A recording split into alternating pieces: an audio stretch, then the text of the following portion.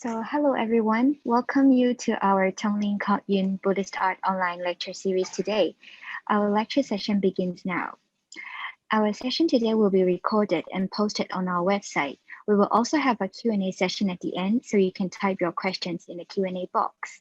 Today, we are honored to have our CBS Assistant Professor, who is also Tung Lin Kok Yuen Scholar in Buddhist Art and Culture, Dr. Chong Cho, to introduce our speaker today. Dr. Cho, please. Hello, everyone. Welcome to attend the lecture today. May I introduce about the speaker? Professor Osmund Bopearachchi is the adjunct professor of Central and South Asian Art, Archaeology and Numismatics, University of California, Berkeley, and Emeritus Director of Research of the French National Center for Scientific Research. He's a numismatist, historian, and archaeologist. He has authored 14 books, entitled 6 books, and published 165 research articles in reputed international journals. He has read 91 papers at international colloquia, presented 275 conferences in 80 cities, and he has carried out 120 archaeological missions in 24 different countries. Professor Bopearachchi holds a BA from the University of Kandyan and a BA Honors and PhD from the Paris I-Sorbonne University and a higher doctorate from the Paris I-Sorbonne University. He recently published a book on Gandharan art entitled When West Met East, Gandharan Art Revisited, based on a selection of hitherto unknown masterpieces from Gandhara and the Greater Gandhara, dispersed in museum and private collection in Japan, Europe, Canada, and United States of America. So based on today and last lecture, I trust that many of you already observed that there are some of the masterpieces that were the research object by Professor Osmond. So we are very happy to have the lecture and conduct the lecture to learn something new from Professor. So welcome, Professor. Thank you very much. First of all, I see whether my PowerPoint works. Okay, it is working.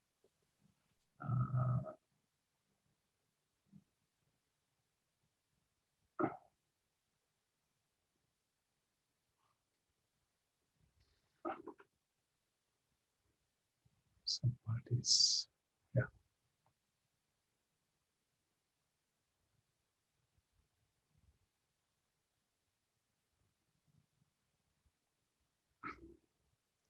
Something went wrong.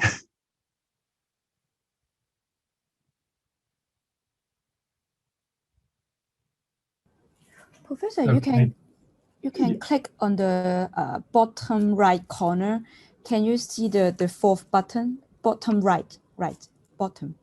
At the bottom, and then can you see on the right side?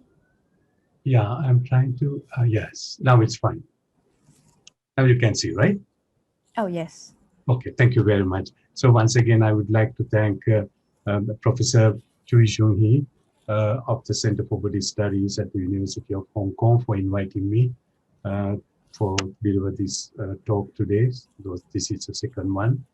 And also, I would like to thank Professor Miyu, Project Manager, and Lucia Chan, Executive Assistant of the Center for Buddhist Studies of the University of Hong Kong, who took care of all the logistics with immense kindness. And also, I forgot to thank Sung Hui for helping me with the technical problems, and I'm sure she will help me also today. So the title of this today's talk is Life Story of the Gautama Buddha, Adorning the Kandyan Period Murals in Sri Lanka. I would like to dedicate this today's talk in loving memory of Professor David Stronach, who was at the Center for Middle East Studies, University of California, Berkeley. For his scholarship, friendship, and inspiration. He was a very dear friend who inspired me on the garden patterns of Sri Lanka and elsewhere. Today's talk is based on two books. The most recent one, which was published last year, Roots of Sri Lankan Art, and the other one, 7 Weeks After the Buddha's Enlightenment. And today's talk is also based on a book that I am writing with one of my Sri Lankan colleagues, Dr. Nadisha Gunawardena. So, as an introduction in my today's talk, I wish to discuss the life story of the Gautama Buddha, depicted on the murals of the Kandyan period temples in Sri Lanka. It was at the beginning of the 18th century, during the reign of King Narendra Singha in the middle of the Kandyan period, that a new era of pictorial art began on the island. King Kirtisi Rajasingha was undoubtedly the instigator and mastermind of this artistic renaissance in the kingdom of Kandy. However, the Kandyan period must also be appreciated as a period of revival or a renaissance of the long tradition of paintings. From these ancient beginnings was born a Kandyan style with unique characteristics, convention, themes, and techniques. When people talk about Sri Lankan art, the only Sri Lankan painting from ancient times which drew the attention of art historians are those depicting celestial apsaras at the famous Sigiriya rock complex dated to the 5th century CE. So these are the famous paintings where you can see apsaras emerging from the clouds. So Sigiriya is a massive column of rock, nearly 200 meters, 660 feet high. According to the ancient Sri Lankan chronicle, the Chulavamsa, the vast complex was built by Kashyapa between 477 and 495. So these are the gardens, geometrical gardens I have worked on with the help of Professor David Stronach. According to John Steele, the whole face of the massive rock appears to have been a gigantic picture gallery, the largest one in the world, covering a surface of 13,500 square meters. Today, the photographs I showed you, they are only saved here because it's almost like a niche, but the whole facade was painted. So you can imagine how big it was. So these are some of the paintings, some throw in flowers, but they all emerge from the clouds. And again, with a lot of local flowers that you can see opening a lotus flower. But however, the island has a long tradition of paintings. The Vahalkada or the Aika, the frontispieces, facing 4 cardinal points, erected points of the stupas, and they are relic chambers which date back from the 2nd century CE. So these are the earliest paintings we know of Kantaka Chaitya, which was found almost intact, where you can see some of the paintings of the lions. These are only decorative elements of the frontispiece. And then while the archaeologists were restoring this stupa, which is supposed to be the largest stupa in the world, built in the 3rd century, they found this painting. And also even in situ, you can see the whole facade, like in ancient days, they were all painted. You can see the traces of polychromy. And here we have one of the oldest paintings of Kulera. I'll come to that. And then a pond where you can see the swan swimming in the middle of lotus flowers. So here we have a painting of Kulera, which should be dated to the 3rd century, with 4 hands. And if I am correct, this is the oldest depiction of 4-handed Kulera in the world. And it was found buried behind the Eastern Vahalkada. And also there is a tradition in Sri Lanka and elsewhere in the Indian world, I'm sure it was the same in Gandhara, where the relic chambers were painted. Now this relic chamber, which is in the museum of Untitled, was found inside this stupa, while the archaeologists were restoring it under the directorship of General Parnavitana. So you can see the walls are painted. In the middle, you have a Yupa stone, Axis Mundi. And these are some of the paintings where gods holding flowers, lotuses, venerating the relics of the maybe an Arahat, whose relics were deposited in the middle. And there is something happening in Sri Lanka everywhere, almost in everywhere. These are the first dwellings of the monks, and there were no paintings or anything at the beginning. They go back to the 3rd century BC because of the epigraphical evidence.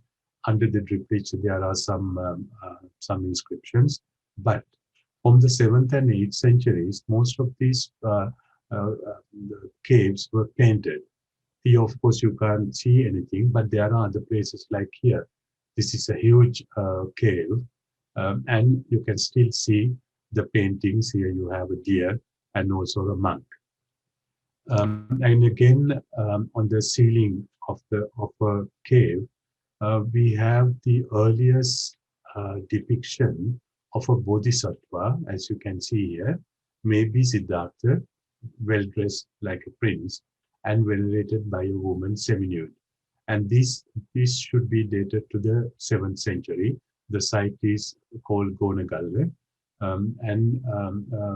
So that this means to say that there were many other paintings not known. And I was surprised to see that in January last year, before the pandemic, I went with my friends, and this place, in Nanigala, the whole facade was painted. Now the painting is gone, but still you can see the traces of the plaster. But some of the walls, still there are some paintings, so you can imagine, unfortunately, they are destroyed by the weather, being a tropical country, Sri Lanka. And then the Mulagala cave, dating of these frescoes are subject to debate. Kumarasamy and Wilson Smith dated the paintings to the 8th century. Parnavitana ascribed them to the period earlier than the 12th century, but with the likelihood of being contemporary with the Polonnaruwa period, so most probably the 12th century. But I think Kumarasamy was correct. These should be dated to the 8th century. And then during the Polonnaruwa period, for example, inside all the temples in Polonnaruwa, they were painted. The best preserved one is in Tiwankapilimage, built by King Parakrama Bahu of the 12th century. There's a colossal statue of the Buddha, and the paintings are here and everywhere. This is what we call the Devaradana Invitation of the God. So here we have the descent of the Buddha from the Triatimsa heaven with Brahma and Indra, with a parasol or a chatra over his head. And here there are two Chulapadama Jataka and the Kemiya Jataka. There are about 30 Jataka stories painted on the wall. These are all of the 12th century. And while restoring this ancient stupa in Mahayangana, once again, Srinath Parnavitana found inside the relic chamber, the walls were painted with these paintings. Yeah, here you have someone in Anjali Mudra adoring the Buddha, and here you have a depiction of Vishnu with the conch, and here you have a depiction of Brahma with the water flask, and here, unfortunately broken, under the Bodhi tree, Buddha is seated here. So these are some of the paintings. So when we come back to the Kandyan period of the 18th century and 19th century, the best book ever written was by Marie Gatelier, French art historians. It was published in 1991. Unfortunately, she passed away quickly after, and she could not continue. So this is her map to give you an idea about the temples dispersed all over the island, not in the north and the east, but especially in the western province and the southern province. So we are not going to look at all these shrines, but I have selected some. The first one is the Dambul Rajamahawihara. The history of this complex dates back to the 3rd century BC, as evidenced by Brahmi inscriptions engraved on the drip ledges. These caves were the earliest residences of the Buddhist monks, and they were later transformed into shrines. So this is the dripplage, and there are inscriptions here.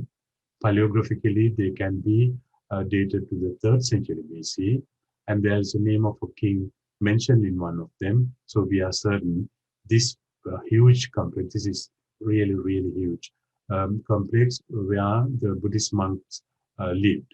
Only during the Kandyan period, they were converted into shrines. So this is the biggest cave. The ceiling, the walls, and they are all painted, and we'll be discussing them. You can see there are about 120 sculptures of the Buddha made of natural rock, wood, and also bricks and plaster. So these are the 18th century. But in and also there are some traces of the old paintings going back to the 7th and the 8th centuries. Recently, the Department of Archaeology was restoring some of the paintings, and they found under the 18th century layer, these paintings, they should go back to the Polonnaruwa period, at least the 12th century. This is the reason why I said Kandyan period paintings are a continuation of the old type of paintings in Sri Lanka. Again, another example, Hindagala Vihara built in 1775 by Devaradana Singha, but before he did the renovations building this wall, there were paintings here. So this is a very famous painting where you can see the visit of Indra. We will discuss in this during this talk. Indra visiting the Buddha at the Indrasala cave. But there are inscriptions here dating to the 6th and 7th centuries. So the art historians believe that these paintings should go back to that period, at least to the 8th century. But these paintings cannot be dated before the 18th century. So the wall was built, and then on the wall we have these depictions. We'll be discussing them. And then there's another one, again, Degaldurwa. Behind there's a rock, and there were the old shelters where the monks lived in the 3rd century BC. Construction of the temple was commenced in 1771 during the reign of King Kirtisi Rajasingha by his younger brother Rajadhiraja Singha, and completed by Rajadhiraja Singha after he ascended the throne. So here, of course, many of whom may know a very famous painting of Vesanchara Jataka, studied by Ananda Kumaraswamy. But we are not concentrating ourselves to the Jataka stories today, only the life story of the Buddha. So other paintings are inside. And then we have this huge complex called Vijivihara complex. The walls and the paintings inside, they belong to the 18th century. But as you can see here on the rock face, there are other paintings depicting the Buddha twice and the monks. And they should be dated to the 8th or 9th century. So there is always a continuity of the painting tradition. So if you go inside, these are the paintings you see of the typical Kandyan style with a red background. And of course, these are the 7 weeks after the enlightenment of the Buddha and the historical monuments. And these are the depictions of the 24 Buddhas of the past. And then I am also going to Gangaram Rajamahar Vihara, built by Kirtisi Rajasingha in the 18th century. Paintings are on the wall.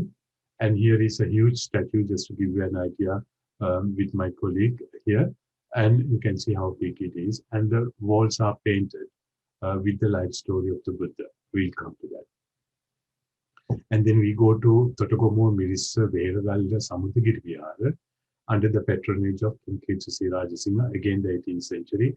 There is nothing before that period. Temple was built during that period. So we are certain all the paintings that we will be discussing cannot be dated before the 18th century. Same way, Kargampite Subodharama Vihara, very close to the capital. Again, we have here the Jataka stories and the Buddhas of the past, and also the life story of the Buddha. And they are much later. They are mainly the 19th century paintings looking at the 18th century Kandyan period.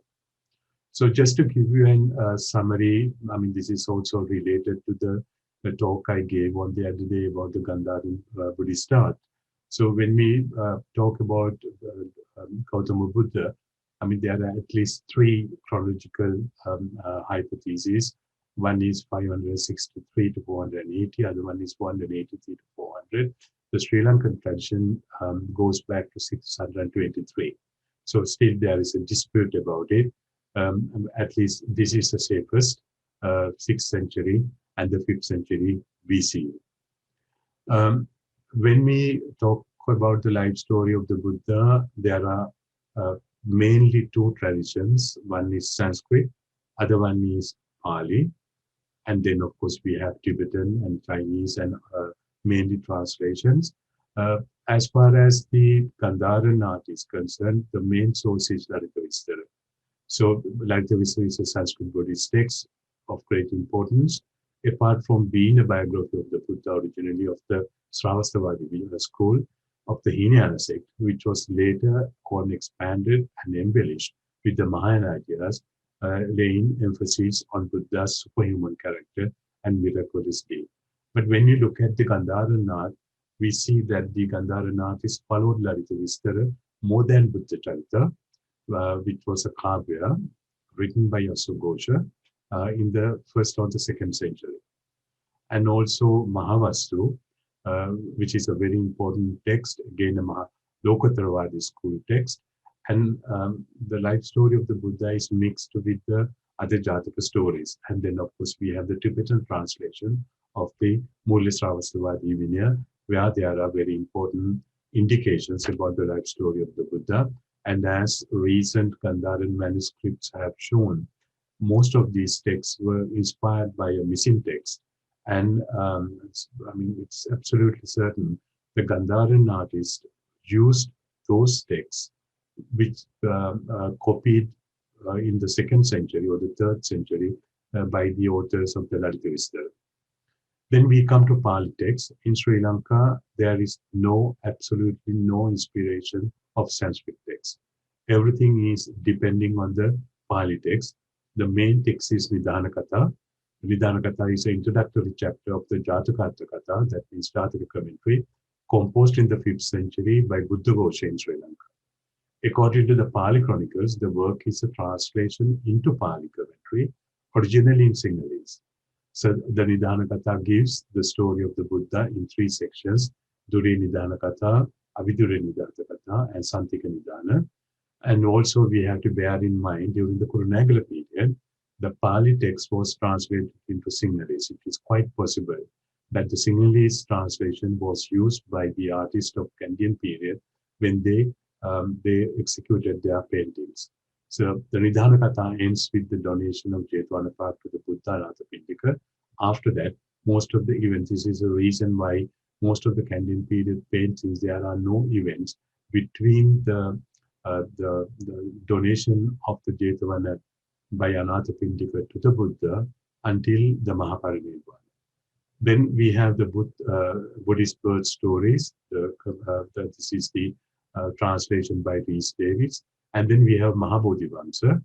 It's a prose poem composed by Upatis in the reign of Mahinda IV, around 980 of the Common Era. Then, of course, the Digha Nikaya, collection of long discourses, is a Buddhist scripture. The first 5 Nikayas or collections in the Sutta Pitaka, which is one of the 3 baskets that compose Pali Tripitaka of Theravada Buddhism. I'm sure all of you know about it since you are students and scholars and students from the Department of Buddhist Studies. The most commonly referenced sutta from the Digha Nikaya is Mahaparinibbana Sutta, which describes the final days of the Buddha and the death of the Buddha. So these are the translations, and the Pali texts also are there. And then we have Sinhala Buddhist texts. So one is the Elubodhivamsa.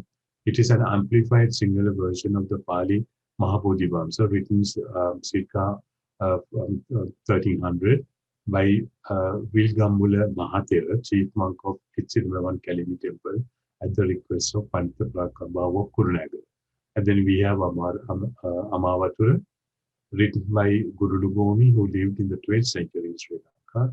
And then we have Saddam Ratnakare, also by Vimalakirti in the 15th century. curiously, the single Buddhist texts, and there are many others, they did not have much of an impact of the Kandyan period. It's more or less the Nidhana Katha and the Mahaparinibbana Sutta, which had a great impact on the Kandyan period paintings. So when you go to any temple in Sri Lanka, something that you obviously see is what we call the Sivisi Vivaran.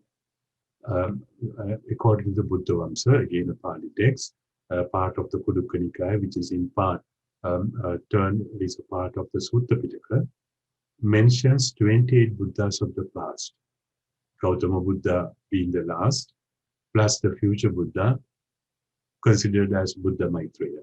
And from this source, we thus have the authority for 24 birth stories corresponding to the last 24 of the 27 previous Buddhas, Maitreya being the 28, a very popular theme of the Kandyan period murals known as Sivisi Vivarana. So these are the final Buddhas that normally we see in Indian art. So Vipassin, Sikhin, Vesabu, Krakachandu, Karakamuni, Kachepa, Gautama, and then Maitreya. So here we have, we are going to Lankatilika Vihara, dating back to the 14th century, but the paintings are of the Kandyan period. So here, what is interesting is there is a legend in Sinhalese giving the indications of the Buddha who is represented and the reincarnation of Gautama Buddha in the past. So I'll give you a few examples. We are not going to see all of them. Here we have Dipankara Buddha. So as it is said here, Dipankara, and then we have Meda, that is the Gautama Buddha. So he lived as Meda during the time of Dipankara Buddha. And then here we have another incarnation of the Gautama Buddha. And here Gautama Buddha was born as a snake, a Naga, King Atulo. So the Buddha of the past was Sumana. And then we have Revata. Gautama Buddha was Vedaverse Brahmin, right? And then Sobhita, one of the 24 Buddhas, the incarnation of Gautama as Sujata, a Brahmin in Ramavati. And this is Anomadisi, a Buddha of the past. And the Gautama Buddha was born as a Yakshaki. So you can see Gautama Buddha here. And also Paduma, the Buddha of the past, and Gautama Buddha's reincarnation was a lion. The last two, what is Konagama and then Kashyapa, as you can see here, their names are written here. So this is something that we find everywhere in Sri Lanka. The Sivisi Vivarana, or the 24 Buddhas of the past, or also we call them Manushya Buddhas. When you look at Sanchi, for example, I mean, the Buddhas of the past are depicted in many places. So here we have one. You have 7 earthly Buddhas. So you can see Vipassi, Sikhi, Vesabha, Kakuchanda, Kanakabuni, Kashyapa, and Shakyamuni. So they are depicted with the stupa or a tree. Each Buddha had a tree. So this is what you see in these reliefs in Sanchi. This sculpture will be exhibited in the Berkeley exhibition, which will be starting on April 13th, which is one of the beautiful one.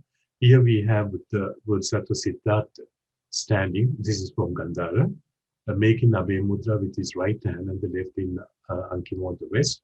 And then we have the evolution from Bodhisattvahood to Buddhahood. In the middle, we have Buddha preaching, most probably Dharmachakra Mudra, with the other elements that I discussed last time. And then on the base, on the plant, we have the Buddhas of the past.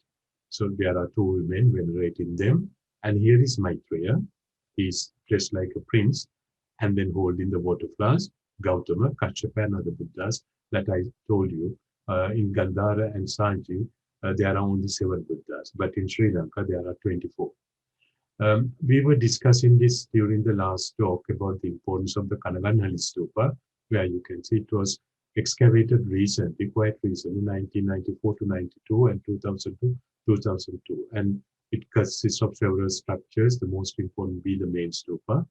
And these Buddha images of the past were added here. And each Buddha image has an inscription, and it clearly gives the name of the each Buddha. So I'm not going to show you all, but just one. So the Buddha is Sikhi, so Sikhin, here is the inscription. And this is what the legend says: the perfectly enlightened Buddha, Lord Sikhi, was ordered to be made by Visaga, that means Vishaka, from Vagadi family with his sons. It was made by Nagabuddhi. So this answers the question that one of you asked me last time, whether the names of the artists or sculptors are mentioned, and this is the best example. All the 8 sculptures have the name of the sculptor. So here Nagabuddhi is mentioned, I think, 3 times in Kanagannali Stupa. So we come back to Sri Lanka now. And Sri Lanka, before the story of the Buddha begins, the Sivisi Vivarana, or the 24 Buddhas, are depicted. Here you have Gautama Buddha as a snake and all of them, sometimes with the legend, sometimes without the legend. And then we come to the life story of the Buddha. So if we read Nidhana Katha, having thus reflected on these 5 important points, we favored the Devas by consenting, quote, "The time has arrived, sirs, for me to become a Buddha." He then dismissed them with the words and promises, "Do you go?" And attended by Devas of the world, bliss, that means Tusita heaven, he entered the grove of gladness in the city of bliss. So what you see here is the Siddhartha, future Buddha, or Bodhisattva is not Siddhartha, Bodhisattva, seated here, surrounded by the other gods, and legend would say where he is, right? Tusita heaven. And here, again from Damulla. So first he is in the Tusita heaven. And I'm not going to read the names of the temples, so you can read them to save time. Here the story goes like this, from left to right, and continues, and then mixed up with the Jataka stories. So the first scene is, they all start with that. Bodhisattva residing in the Tusita heaven, the heaven of the bliss, surrounded by the gods, and the gods are inviting him to descend to the earth. So if you read the legend, Divya Brahmana visin Maha Bodhisattva and Mahasana Buddha Vimata Aradhana. That means the Brahma is inviting the Bodhisattva to become a Buddha. That means to descend. I'm not going to read all the legends. In the future publication, we will do all the transliterations. So again, another temple, the Bodhisattva is seated, and of course the decoration and everything is very, very, there's huge inspiration, especially in the temples in the coast of the British inspiration. Some of the buildings look like British, and even the decorations and the way they are dressed, almost like Portuguese women. Then we come to Rajamaha Vihara in Damulla. Nidhana Katha say, on the 7th day, she rose early and bathed in perfumed water. This incident is only mentioned in Nidhana Katha, not in the Sanskrit text. So in Gandharanath, we don't get that. There's no indication of Mahamaya taking a perfume bath. And then, so I'm just showing, comparing with Indian art, or the Indian art, the difference between the Kandyan period and also the other period. It's in a way the difference between what has been narrated in the Sanskrit text and also in the Pali text. So there's a difference. Then the future Buddha, who had become a superb white elephant and was wandering on the Golden Hill, not far from there, descended thence, and ascending the Silver Hill, approached her from the north. Her means his mother, Maya, holding in his silvery tusk a white lotus flower, and uttering a far-reaching cry, he entered the golden mansion, and thrice doing obeisance to the mother's couch, he gently struck her right side and seemed to enter her womb. So here the story is narrated almost it really happened. But in the Sanskrit text, it doesn't say it really happened, but it says only that Maya dreamt a white elephant entering her womb. And then here is in Sri Lanka, very rarely you see the elephants. You can see Maya taking a rest, or lying down on a couch and dreaming. Again, from the other temple, right? But if you compare this, for example, here we have a bird scene from Gandhara. So I read from Lalita Vistara, monks at that time, Sakra, that is Lord of the gods, that is Indra, and Brahma, the creator, Lord of the fearless realm, appeared before the Bodhisattva. As they remembered and recognized who he was, they were full of veneration for Bodhisattva and left him up in divine state. So in Gandhara Nath, there was no problem of showing that Bodhisattva was born by the side of Mahamaya. So you can see Bodhisattva emerging from here, and Indra receiving the baby, and Brahma holding the water flask behind. So it follows the narration in Lalita Vistara in Gandhara. But if you read Nidana Katha, what it says is, stretching out her hand, she took hold of the branch, and then karma-born winds shook her. The people drawing a curtain round her. So this is what happened. So you don't see the baby. Retired standing and holding the branch of the sun tree, she was delivered from the hands of the Brahmas who received him in the golden net. The four kings, that means Lokapalas, or the guardian kings of the four directions, received him on the cloth of an antelope skin, soft to touch, such as are used on occasions of royal state. Wherever the Bodhisattva took a step, a lotus sprouted forth. Next, he took 7 steps forward, the west, and pausing on the 7th step, he proclaimed these satisfying words in a lion-like fashion. I am the Supreme Being on this earth. This is my last birth, where I shall uproot birth, old age, sickness, and death. So let's see how it is depicted. Now in Kandyan period, you don't see the baby. So there is a curtain in all the paintings, because as Nidana Katha says, people drew a curtain, and this is what you see in comparison with Gandhara Nath, where you can see the prince coming out from the womb of the mother. And here again, the people drawing a curtain around her, right? So the baby was delivered. So you can see only the head of Maya. And of course, the Brahma and Indra received the baby. Baby was passed to the paradise or to heaven. So the 4 Lokapalas received the baby, and the baby comes back.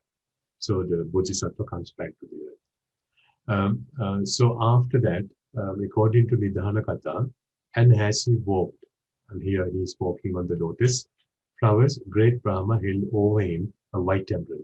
So you can see Brahma holding a white umbrella.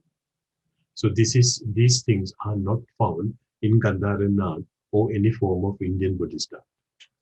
Again, in Karagampike, you can see the curtain driven, and the baby will be received by Indra and Brahma. And here you can see Brahma holding the white parasol or the umbrella or the chatra, and the prince or the Bodhisattva walking on the lotus flowers. And then this is my last word saying this, the guide of men smiled. Sakra and the world protectors felt strong faith and bathed the benefactor of the world with the finest scented water. The Naga kings too followed suit, bathing his body with streams of scented water. Now this you can see in, so here we are, Indra and Brahma pouring hot and cold water on the head of the prince or the Bodhisattva. This is in Sanskrit tradition. This you won't find in Sri Lanka because it's not mentioned in Nidana Katha. So there's something which is not depicted anywhere in any form of art. So Lalita Vistara says, months, 7 days after the Bodhisattva was born, the time came for Maya Devi to pass away. Upon her death, she was born among the gods in the heaven of 33. Nidana Katha has a similar story. But as the womb in which a future Buddha has dwelt, like sacred relic shrine, can never be occupied by another. The mother of the Bodhisattva, 7 days after his birth, died and was born in the city of bliss.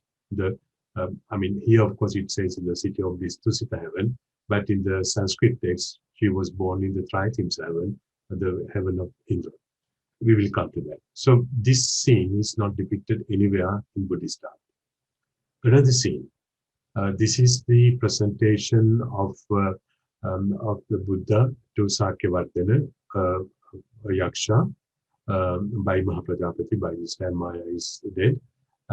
He is represented by symbol, the footprints. This is only mentioned as Muli Sravastava Vinaya. Is completely missing from the Pali and the Sanskrit tradition. So it is not depicted in Gandharan art or in Sri Lankan art, but only in Andhra art here from Amaravati. The slab is now in the British Museum. At that time, the great sage Asita, so this is from the Sanskrit text, who had 5 extraordinary powers, was residing on the slopes of Himalaya, the king of mountains, together with his sister's son, Naradatta. When the Bodhisattva was born, he saw many amazing miraculous displays. So he came with his nephew, and then Suddhodana, he said, I want to see the child. So the child, he looked at the child and saw the Mahapurusha Lakshana, 32 signs of a great being. And he said he will one day be either a Chakravartin or a Bodhisattva. Now, the depiction in Nidhana, the narration in Nidhana Katha is a little bit different. Instead of Vasita, we have Kala Devada, and he was residing in the heaven. Confidential advice of Suddhodana, the king, who had passed through the 8 stages of religious attainment, had eaten his midday meal and had gone to Thayattimsa world for his middle rest. So then he comes and then he examines the child. So that you can see in all the Kandyan period paintings. First you have the child in a fan. This is the fan of the British period. And the child is here. Then Suddhodana brings the child and he is dressed like an ascetic. And then he predicts that he will be either a Chakravartin or a Buddha, universal king or the enlightened one. Another important thing in both texts, in Nidhana Katha and also in Lalita Vistara, now one day the king held the so-called plough festival. The king lived in his house with great retinue, took his son and went to the spot. There was a jambu tree, thick with leaves and giving a dense shade. Under it, the Raja had the child's couch laid out, and over the couch a canopy spread inlaid with stars of gold, and round it a curtain hung. Then leaving a guard there, the Raja, the king, clad in splendor and attended by ministers, went away to plough. So here you can see the king is ploughing, and here again the king is ploughing, and this is the place where Siddhartha was, and he was under the jambu tree. Here you have rose apple tree, which was not a tree originally from India or Sri Lanka, which is a Southeast Asian tree. So there's a dispute when you call jambu, whether it's really this jambu or the jackfruit tree. But anyway, I don't want to enter into that discussion. But if you read the articles by Michael Meister, you will see his arguments. So future Buddha, looking all round and seeing no one, got up quickly, seated himself cross-legged and holding his breath, sank into the first jhana. So he started meditating inside this, and the shade of the jambu tree didn't move. All the other shades of the trees moved. So see, the painter made a choice. Instead of showing the child inside, he painted the child, or the future Buddha, up in the air. So the king is venerating him. So this is quite different from, and I will show you another painting here from Karagampitiya. This is quite different from what we learn from Buddha Charita, Lalita Vistara, and all the other Sanskrit texts. For example, I am reading the translation by Patrick Corrivel in the Buddha Charita. Seeing the men plowing the fields, their bodies discolored by the wind, the dust, and the scorching rays of the sun, oxen wearied by the toil of pulling the plows, great compassion overwhelmed the great nobleman. The grievous caused by the clumps of grass dug up by the plow, littering the earth, covering it with tiny dead creatures, insects and worms. So this is what we see. Then he sees the first time the impermanence of life. This is depicted in Gandharan art, and it is not depicted in Sri Lankan art because it is not in Nidhanakatha in this way. So you can see Buddha, he's no more a child of 12 years old according to that research, almost like presented like a young man in priestly clothes under a tree, which is not a jambu tree that we know of. And under that we can see a man plowing the fields. And again here and here, he, of course, the Bodhisattva, the future Buddha, start meditating. So there is a fundamental difference between the Sanskrit and the Pali text. And then we have the Nidhanakatha, but the Bodhisattva is due course grew to manhood, and the king had 3 mansions made suitable for 3 seasons. The one 9 stories high, one 7 stories high, one 5 stories high. And he provided him with 40,000 dancing girls. So the Bodhisattva, surrounded by well-dressed dancing girls, like they were surrounded by troops of nuns and attended by musical instruments which played of themselves, lived as the seasons changed in each of these mansions in enjoyment of great prosperity, and the mother of Rahul was his principal queen. Normally in Sanskrit text, the wife of Siddhartha is called Yashodhara. In Pali text, he is very often called mother of Rahul, Rahula Mata. So here we have, of course, the context of archery and then the wedding party of between Suddhodana and Yashodhara. Again, another one. So as it says, Siddhartha Gomurge Sardamangal, so that means the wedding ceremony of Siddhartha, and at the same time coronation, Ottanukalaneema. So this is how the palaces are depicted in Sri Lankan paintings.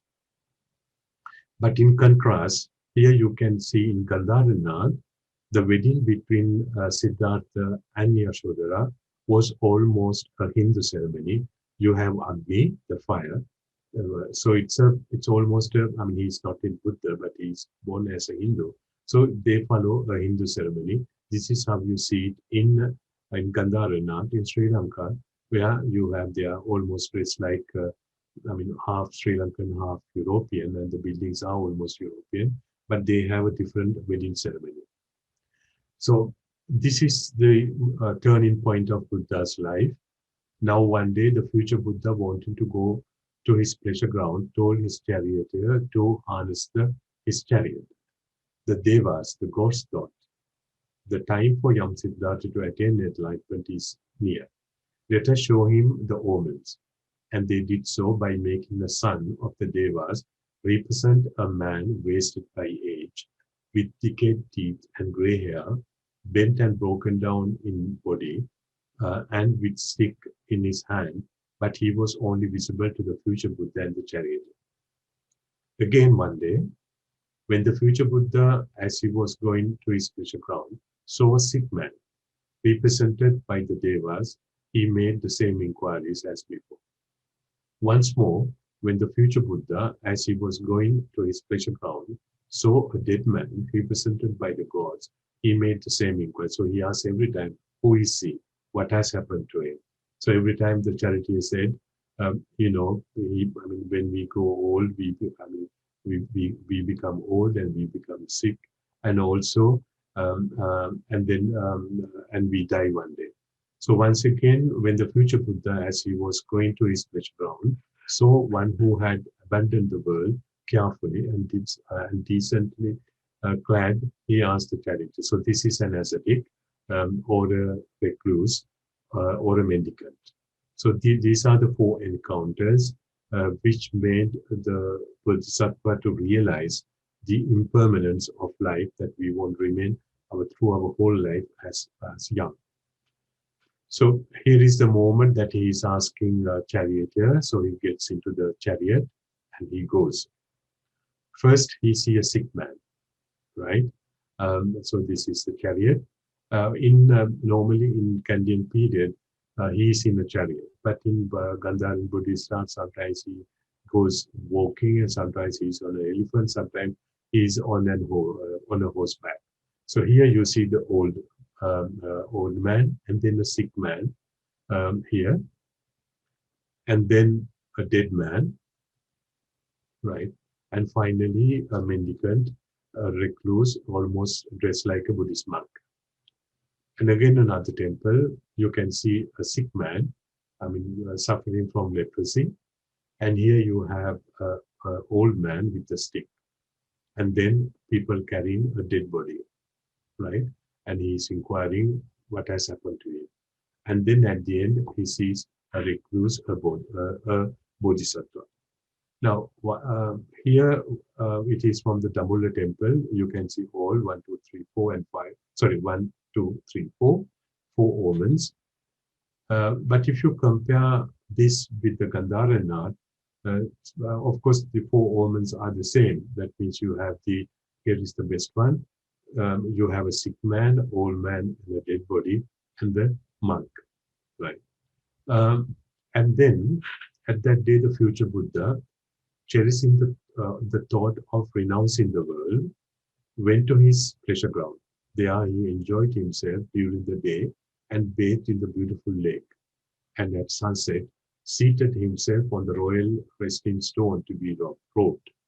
Now his attendants brought robes of different colors and various kinds of ornaments and garlands and perfumes and ointments and stood around him. So you can see, instead of showing a huge lake, you have almost something like a tank, but he's taking a bath. And then he was robed with the crown and beautiful things, and he goes to the palace. And here is from the Samudragiri Vihara. Unfortunately, the paintings have suffered a lot. And then we have the birth of Rahul. Siddhartha spent 29 years as a prince in Kapilavastu. Rahul was the only son of the Buddha Siddhartha Gautama. According to the Pali tradition, Rahul was born on the day of Prince Siddhartha's renunciation. So this is in Nidana Katha. According to the Mulisravasthavadi Vinaya, however, Rahul was only conceived on the day of Prince Siddhartha's renunciation and was born 6 years later when Prince Siddhartha became enlightened as a Buddha. So there is a huge difference. According to the Nidana Katha, Rahul was born on the day that he left the palace. But in Mulisravasthavadi Vinaya, he was not born until, he was in the womb of Bodhisattva's wife, Yashodhara, for 6 years. So at that time, Suddhodana king, who heard that mother of Rahul had brought forth a son, sent a message saying, "Make known my joy to my son, the future Buddha." Hearing this, said, "An impediment has come into being, a bond has come into being." When the king asked, "What did my son say?" and heard that saying, he gave command, "From henceforth, let Rahula impediment be my grandson's name." So here you have very clearly in Pali, Rahu Jato Bandhanantat Diyaha. So that means this is an impediment and this is a bondage. So this is the reason why the son of future Buddha was called Rahula. Now after Bodhisattva had sent Chanda on his errand, he thought, "I will just look at my son." And rising from his cross-legged sitting, he went to the bathrooms of Rahula's mother and opened her chamber door. At that moment, a lamp fed with sweet-smelling oil was burning dimly in the inner chamber. The mother of Rahula was asleep on the bed, strewn with many jasmine flowers, and resting her hand on the head of his son, stopping with his foot on the threshold. The Bodhisattva thought, "If I lift her hand and to take my son, she will awake, and that will prevent my going away. I will come back and see him when I have been a Buddha. And then he left the palace. So this is what you see in the Pali text, Nidhana Katha. But in the Sanskrit text, there is no question of Rahul. So we will see how this is shown. Here you have the Buddha in meditation, thinking of renouncing the worldly life. And here you have the dancers who were dancing throughout the day and night. And now they are sleeping because they were tired. And here you can see Bodhisattva coming and seeing his child. Here is the child, and here is his wife, Yashodhara. You can see again in this one. So he's just, he doesn't go inside normally. Here is the baby, his son. Same thing here from Damula temple, just after the 4 encounters. So he enters and sees the child, and you can see here. So when, according to Lalita Vistara, when the Bodhisattva looked at the entire retinue of women, he saw that some had garments that had slipped off, some had disheveled hair, and some had their jewelry in disarray.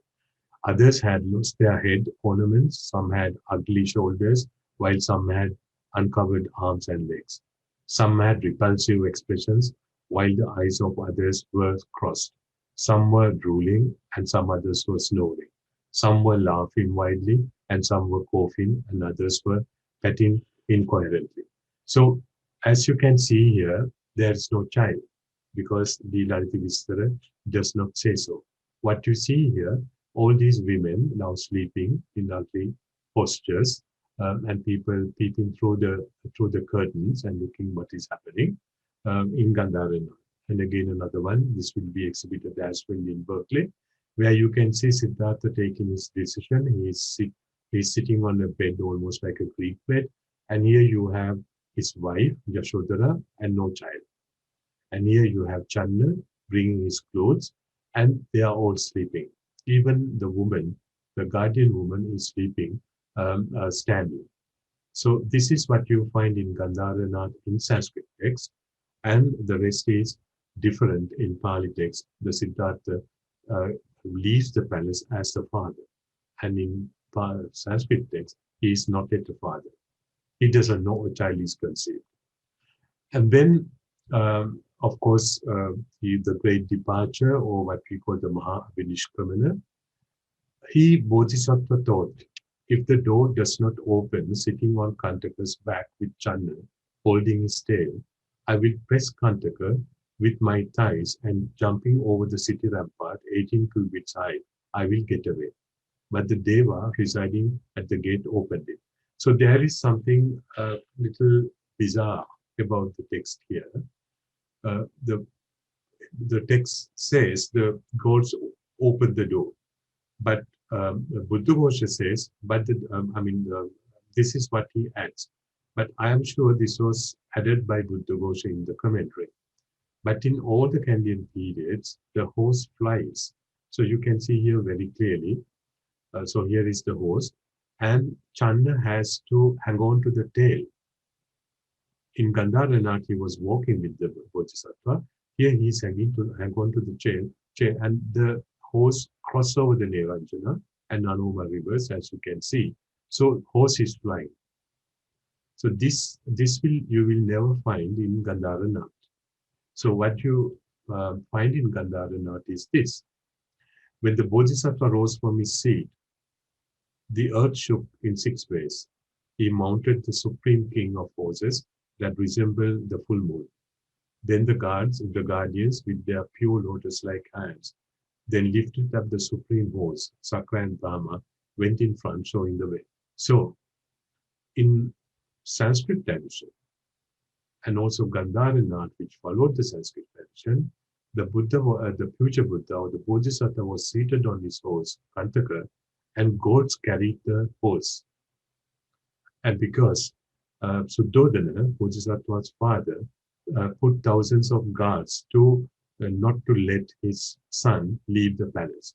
So there is a huge difference between the Sanskrit and the Pali text. So in the Pali text, Buddha flies and the horse flies. And in Gandharana, the horse is carried by the gods. So this is again a basic difference.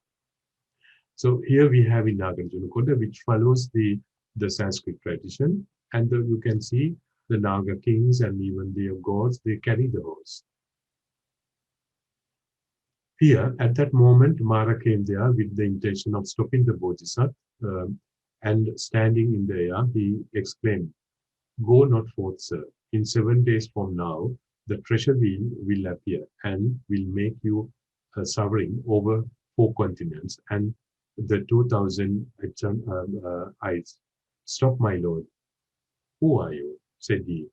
"I am Vasati." Vasati is Vasavati. Mara was the reply. Well, do I know that the treasure wheel? Well, do I know that the treasure wheel would appear to me? But it is not sovereignty that I desire. I shall become a Buddha and make the 10,000 world system should shout for joy.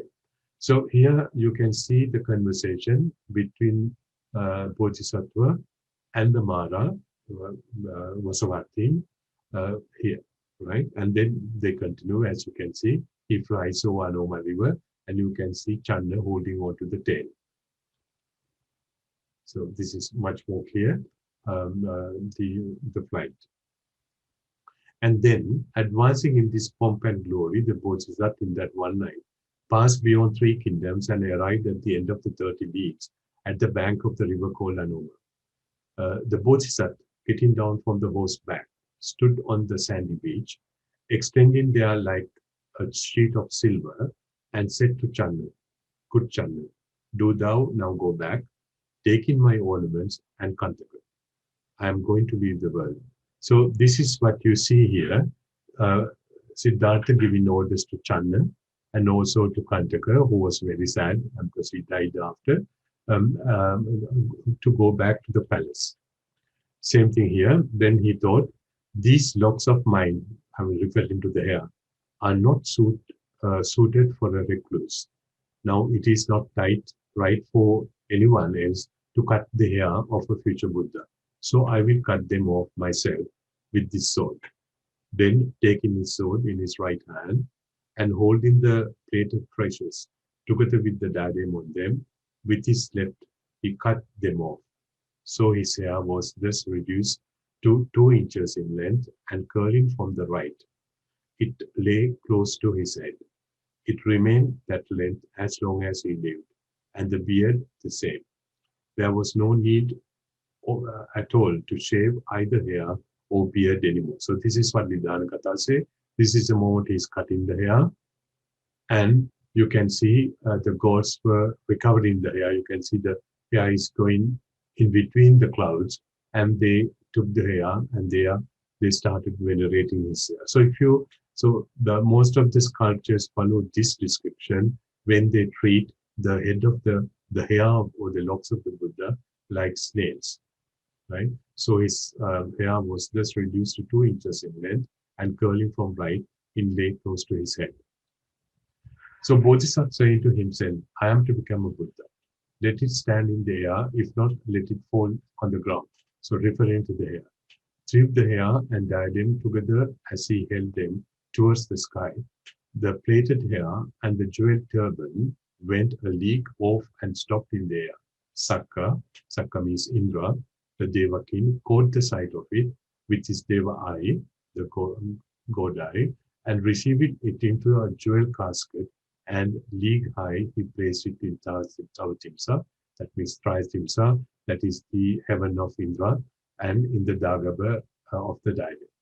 So they were recovered, so they are still venerated in the Tritimsa heaven. This, my raiment of Benares Muslim, is not suitable for recluse. Now, the great Brahma, who had formerly been his friend in the time of Kashyapa Buddha, was led by his friendship, which he had not grown old that long interval to think. Today, my friend is accomplishing the great relaxation. I will go and provide him with the necessities of a recluse: 3 robes, the arm ball, razor, needle, and girdle, and water strainer. These 8 are the wealth of the monk, monk devout.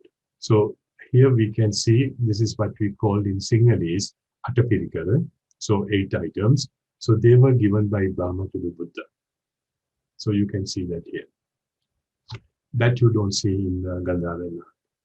Here you have the same, so things are given to him.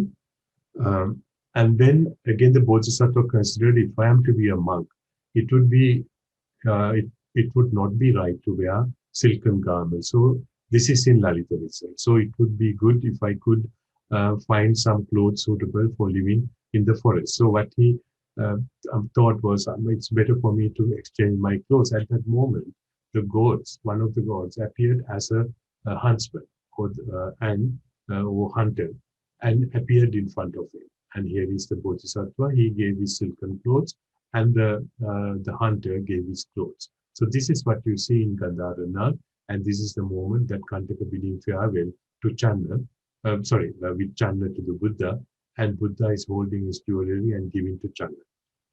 And again, here you can see the exchange of clothes.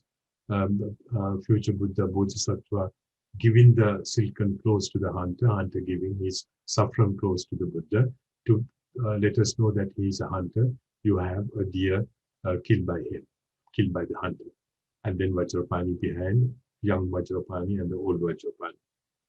So, but the Bodhisattva, having renounced the world, spent 7 days in the mango grove, called Anupya, heard by that spot in the joy of renunciation.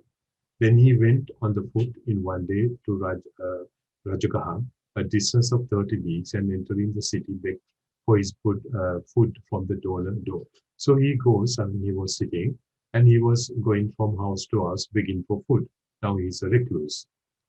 And then the news came to the king of hearing that his message. The king quickly left the city and approaching the Bodhisattva was so pleased at the mere sight of his dignity and grace. Then he offered him all the kingdom. So future Buddha refused. I said, if I want a kingdom, I would have stayed in Kapilavastu. But then the king venerated him and went away and said, when you become Buddha, please come and see me.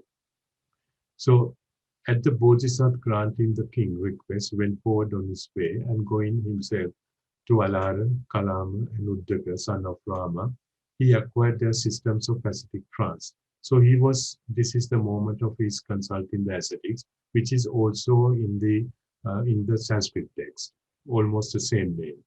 But when he saw that that was not the way to enlightenment, he left off applying himself to the realization of that system of attainment, and with the intention of carrying out the great struggle against sin and showing his might and resolution to devas and men, he went to Uruvelma and the place. So here you can see he's discussing with here, of course, the 5 mendicants and with the others how to get rid of the anitya or the circle of rebirths.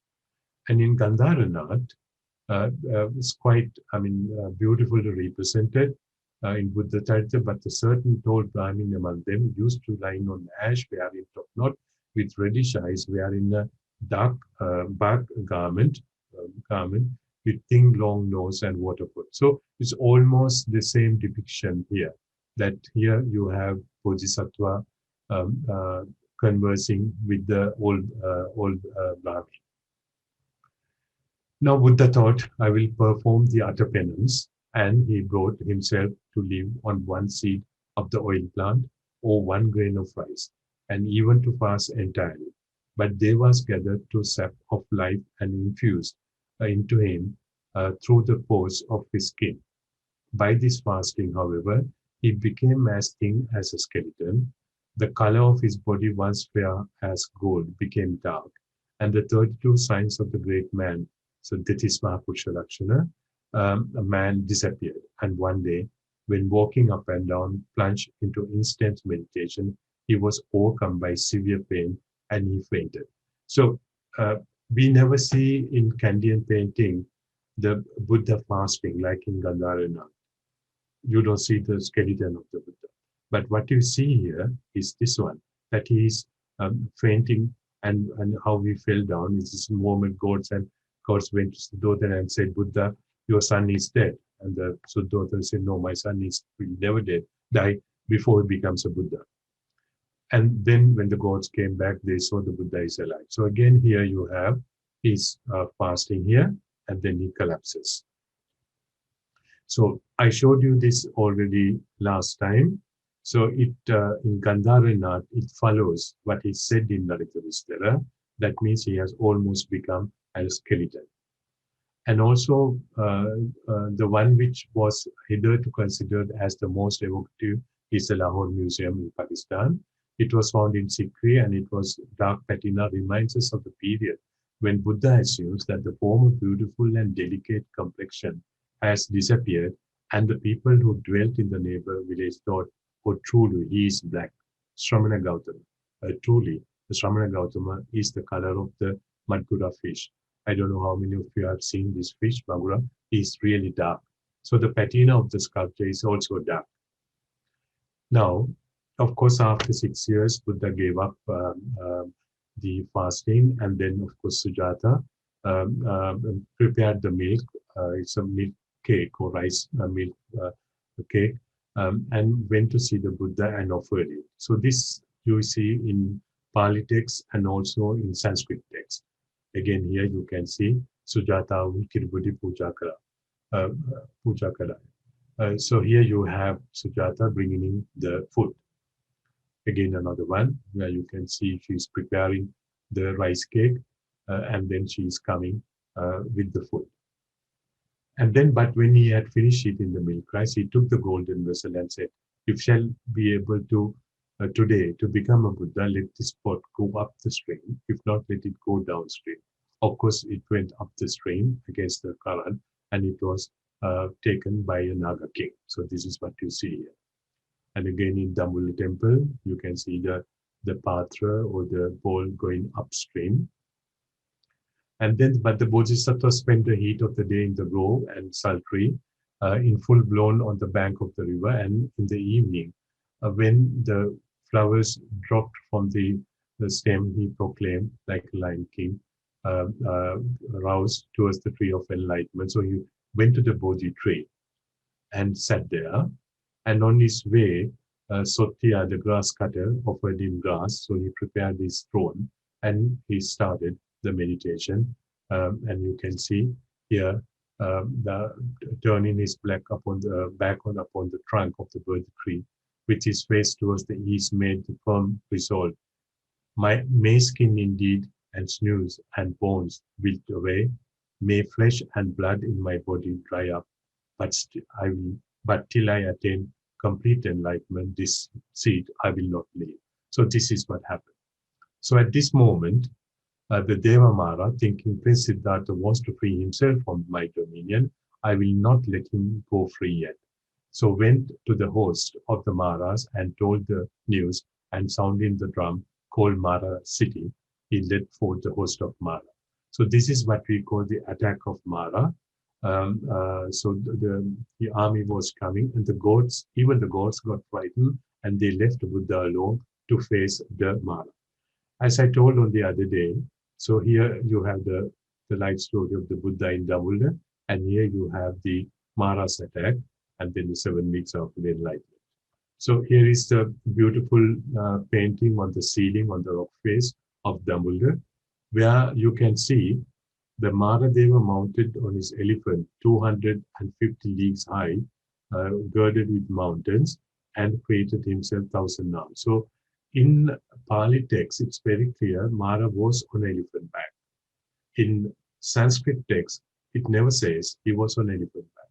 So in Gandharanath, you have Mara normally standing on foot, and very rarely on horse. But here in Pali text, he is on the back of this huge elephant with 6 tusks and 3 trunks, and with all the snakes. And then, seeing that the past lives of the Buddha, the elephant, Girimekala, bowed down, making his master to collapse ungracefully. So you can see his crown is fallen, and he had to accept the defeat. it's very interesting when you compare the Maharasam attack from the other Indian forms of art like Gandhara or Andhra Pradesh.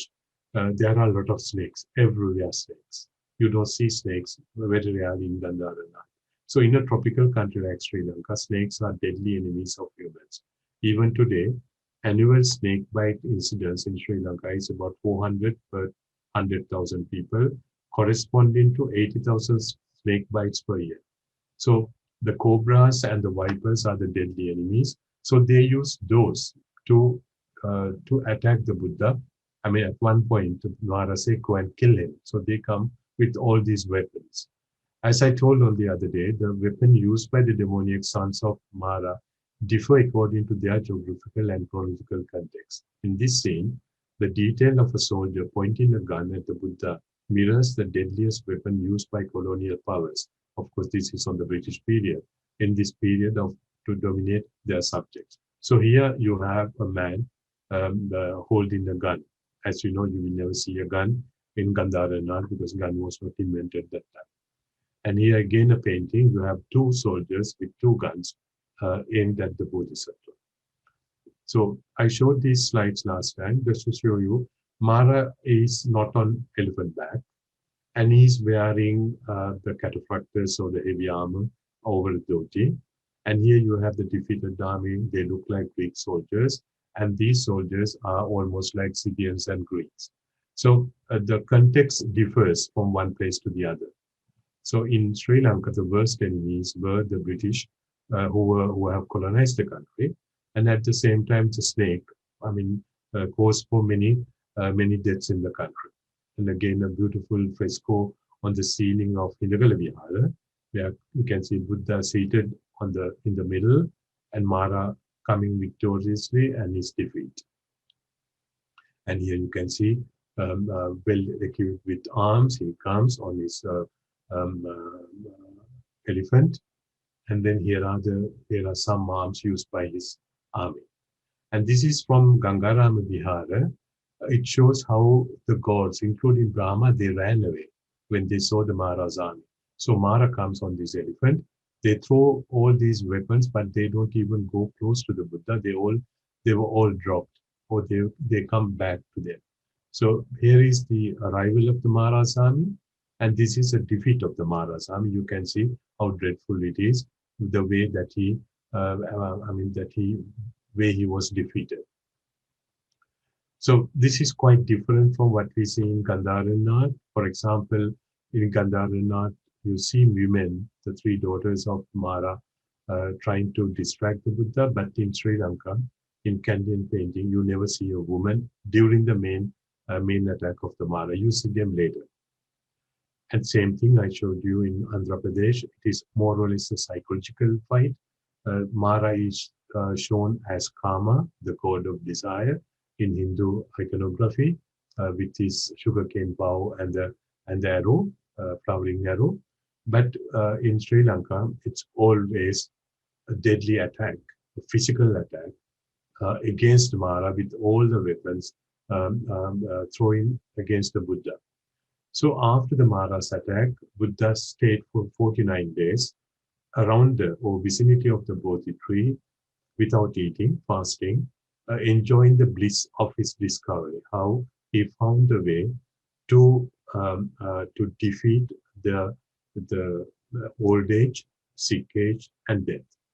So this is something that you see in Sri Lanka very often. I have written a book about this. There is the huge controversy in Lalita Vistara.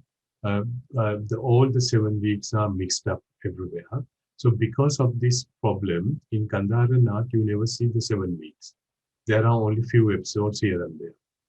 But so for example, here, you have the Mara's attack and the last week. There are no other weeks depicted because of the confusion made by Lalita Vistara, because there is a contradiction. And if you look at the Mahavastu, which is a Sanskrit text, which has 7 weeks, but the Gandhara Nathis do not follow this system. But Nidhana Katha is actually followed by not only Sri Lankan Nathis and also in Burma and Thailand. Only difference is instead of the 5th week, in Nidhana Katha, in Mahavastu, it becomes the 6th week, and the weeks were changed. But when you look at the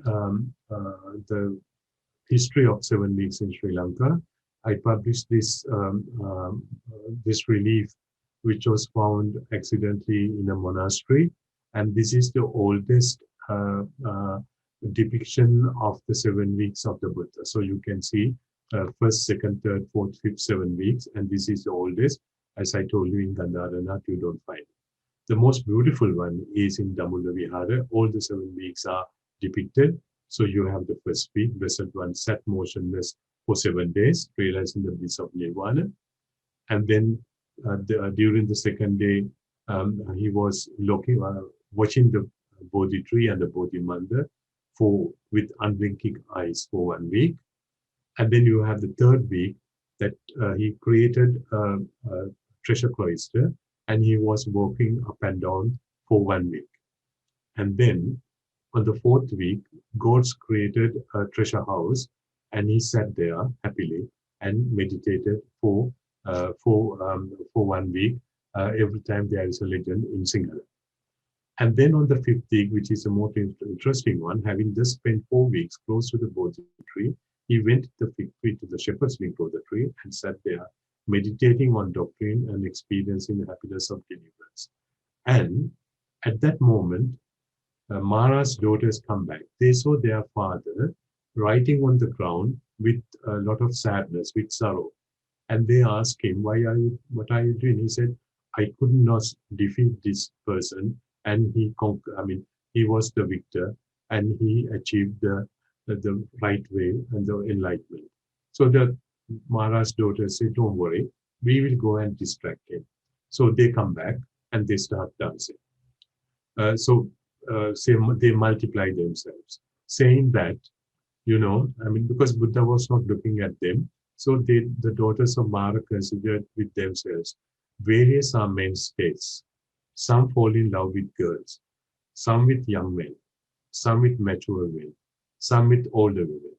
We will tempt him in various forms. So each of them assumed the appearance of 100 girls, women who had ever had a child, or only once, only twice, middle-aged women, older women, 6 times they went up to the desert. And so this is what you see here, that you will never say in Gandharanath, the coming of the girls, the three daughters.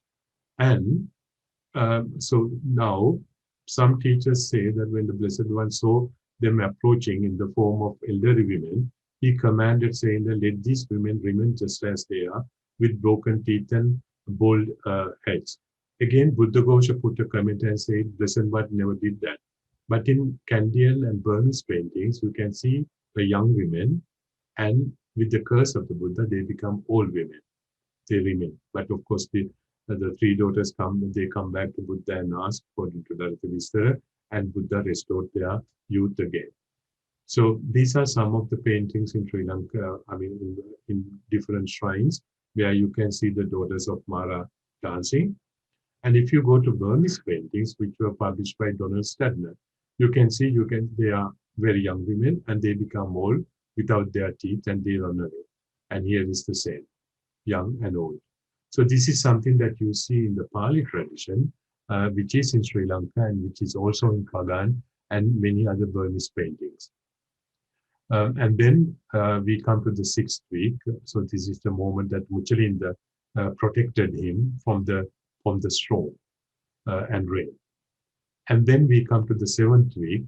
He went away to the Kingston tree, and then they are also sat down. So this is the last week according to the Nidhana Katha.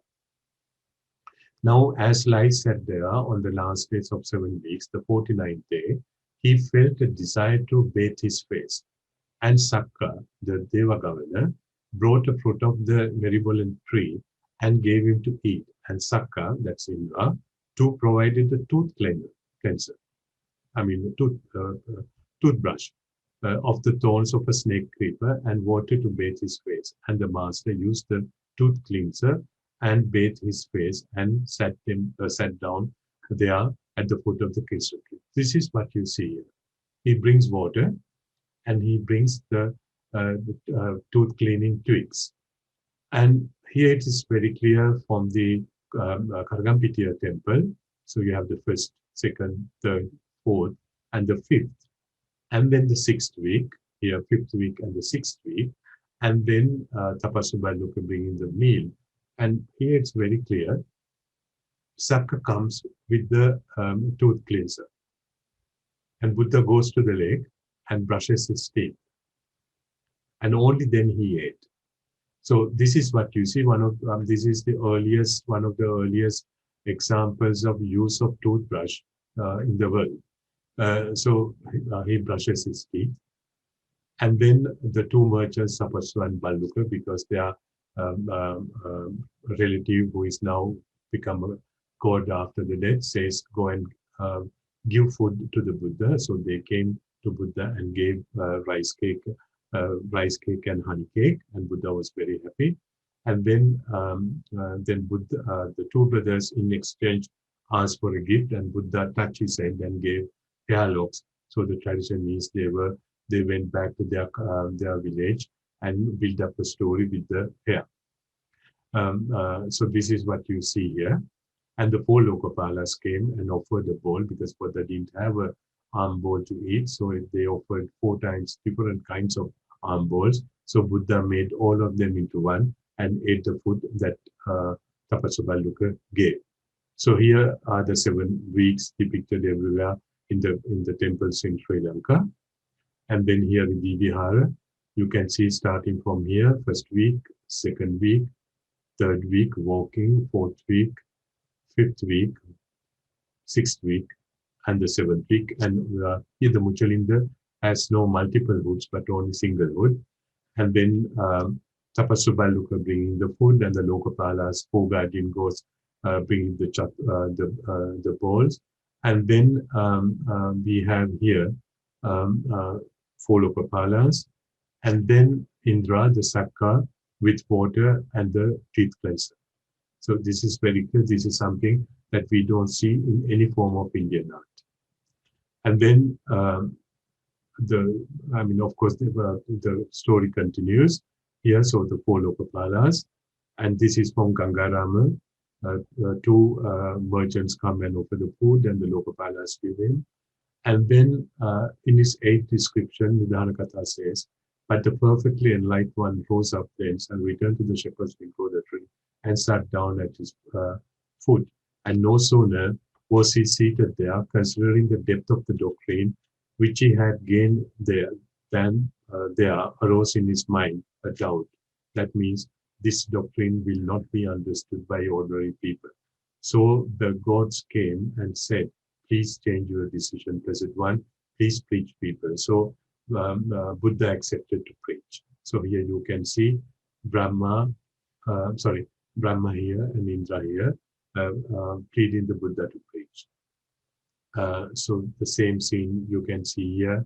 On his way to Sarnath, he met a person called Upaka. It's a disciple of Ajivaka, and had a conversation. And he went to see the 5 mendicants with whom he had a discussion, and then comes the first sermon. So the Sarnath is called in Pali text Isipatanarama. So the Dharmadeshana means the first sermon. He preached. It's very clear in Nidhanakatha. Not only he preached the 5 mendicants, but also he preached the gods. So this is what you see in Nidhanakatha, and also in Kandyan paintings. And this is one of the most beautiful paintings of this episode, where you can see Buddha in the middle, and then Brahma and Indra and the 5 mendicants. Here is the Brahma, and here are the 5 mendicants already shown as the Buddhist monks. Same thing in Kurunagala, you have the 5 mendicants and the gods. And this is from Mirisa temple, where you have the 5 mendicants. And the next important event Buddha's life, 4 weeks after his perfect retirement, was the first sermon, or the turning of the wheel. So this is what Laltavista says. It says he turned the wheel, what you call the Dhamma Chakra.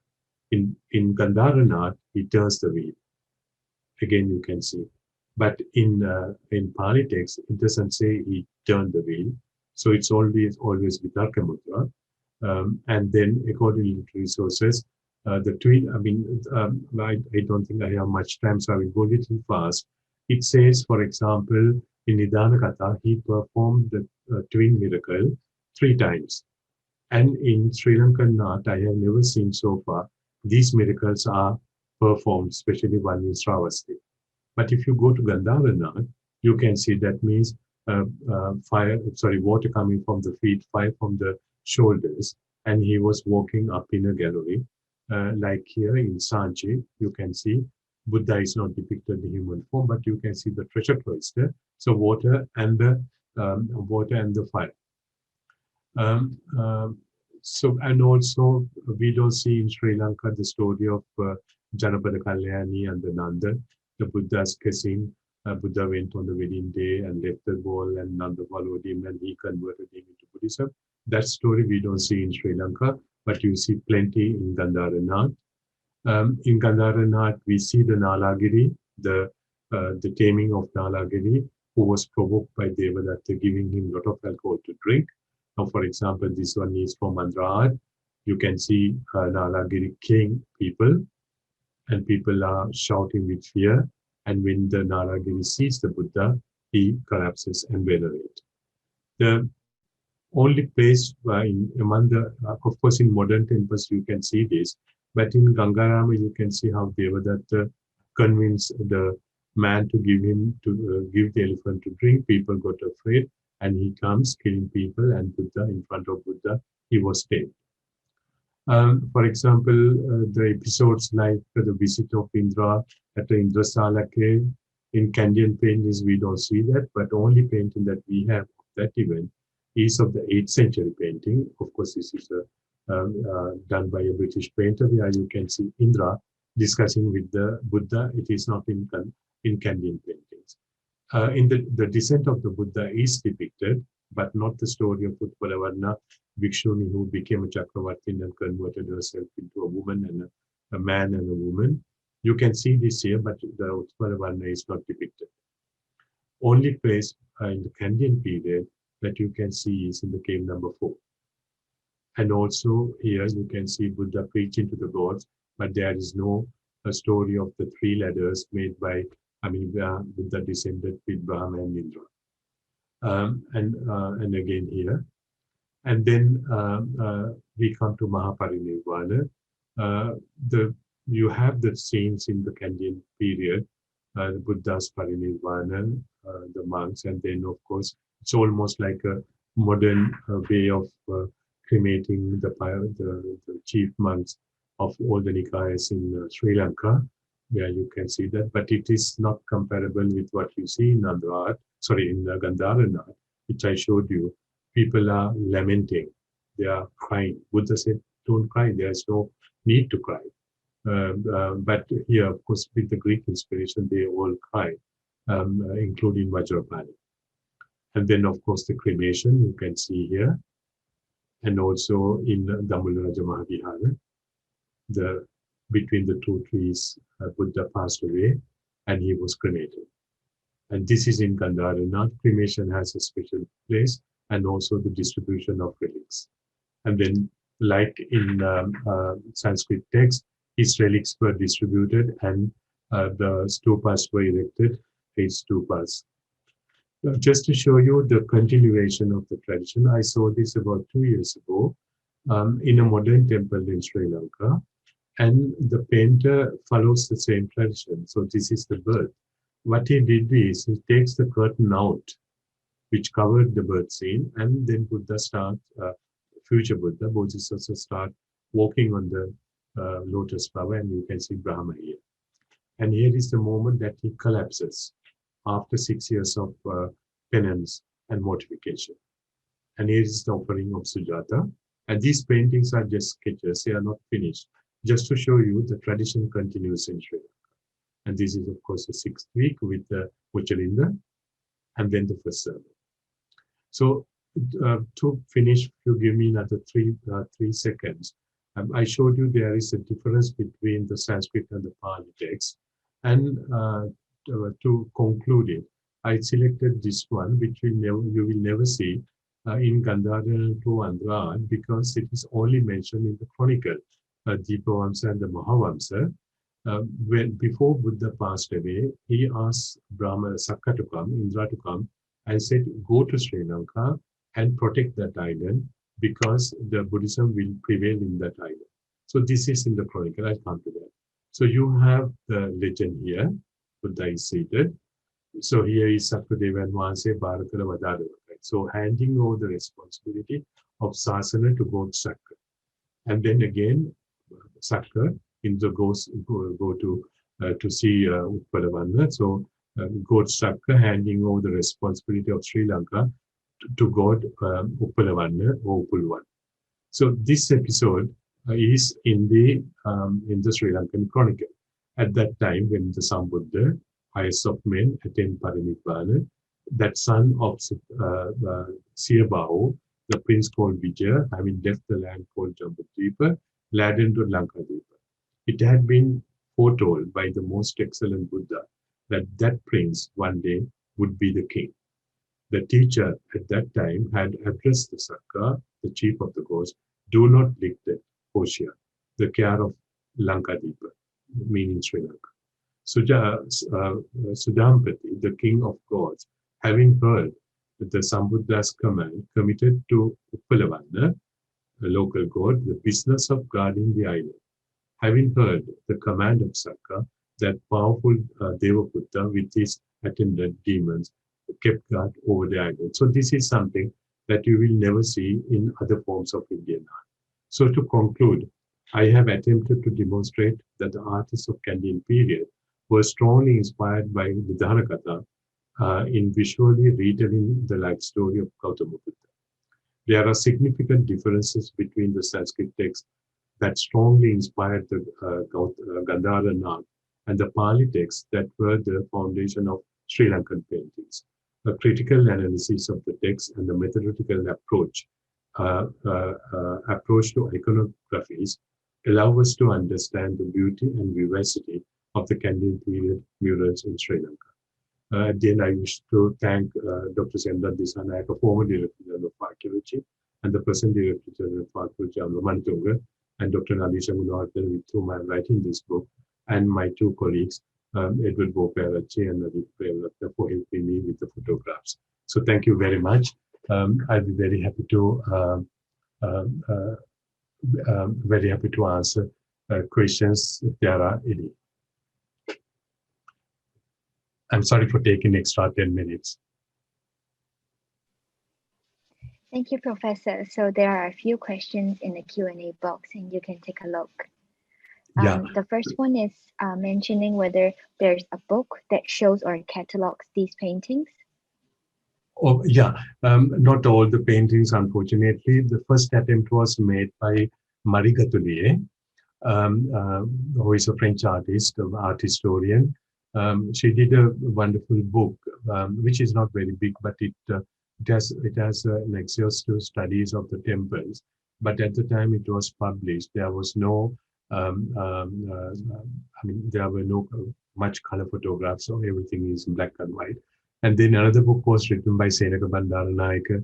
It's not going into detail of the relationship between the text and the iconography, but only some beautiful paintings.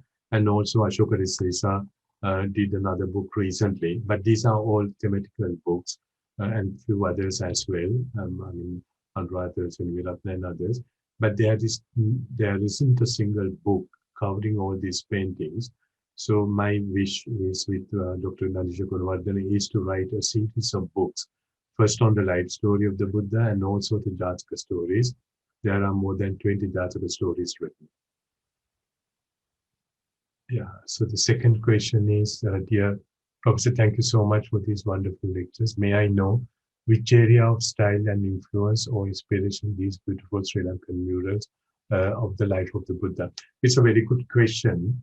As I said, there is a continuity in Sri Lankan paintings. So you have the early paintings, especially, for example, in the chronicle Mahavamsa it says, at least in the 5th century, In the relic chambers, the murals were painted with the 7 weeks after the enlightenment of the Buddha.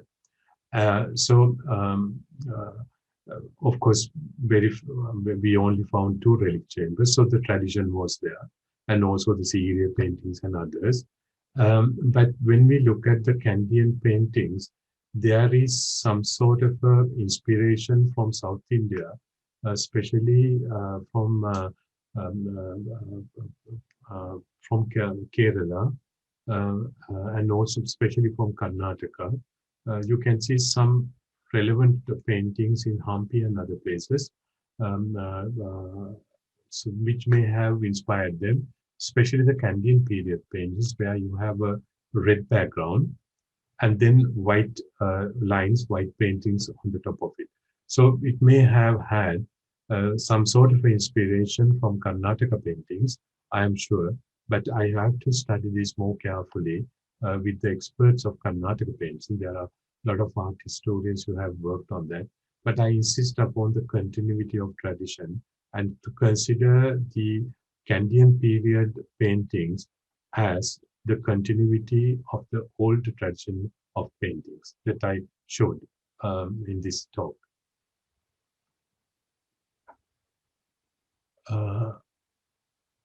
So thank you for sharing this beautiful art.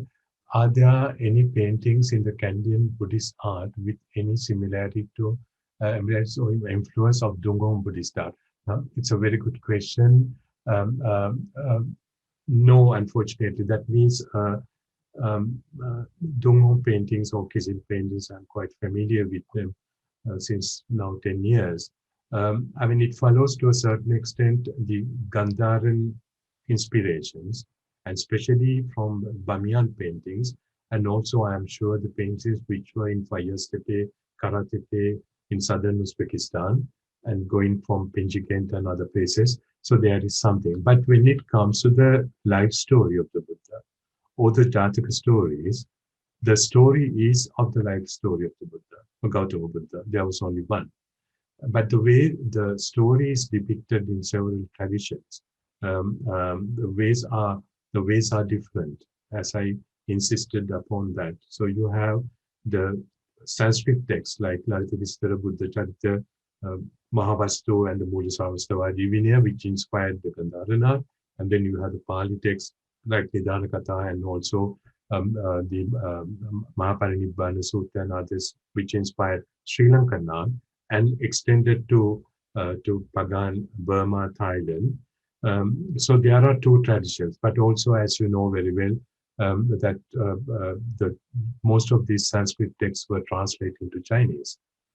So you have the Chinese Lalita Vistara, you have the Chinese Buddha Charita. So they had certainly great impact on Chinese wall paintings rather than the Sri Lankan ones. Sri Lankan ones are much later.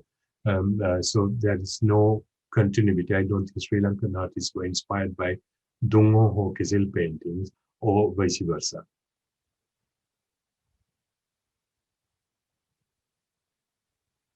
Yeah, so what do you think of paintings done in 1870s in Katuluwa Purvarama? Yes, about 20 kilometers goal. Of course, I know the Katuluwa paintings very well. As I told you, I have been to about now 20-30 temples in Sri Lanka and taken photographs.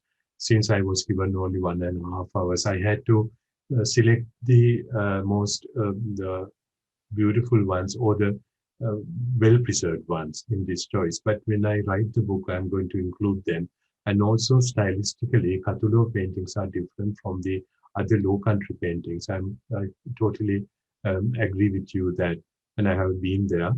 And also I took one, I mean, as you have seen, I have taken the Kandyan period ones, like Gangarama, and also Hidagala, and then I have taken Dambulla and Ridi Vihara, and Karagampitya and the Mirisa in Mathura. So it's very difficult to take all the temples to discuss this, which I will do later. Oh my God. Oh, Lillian, good gracious me. How can one explain the lack of artistic interest in all that happens in the life of the Buddha after the donation of the Jetwana monastery? It's a very good question, Lillian, because in Nidana Katha, nothing happens after.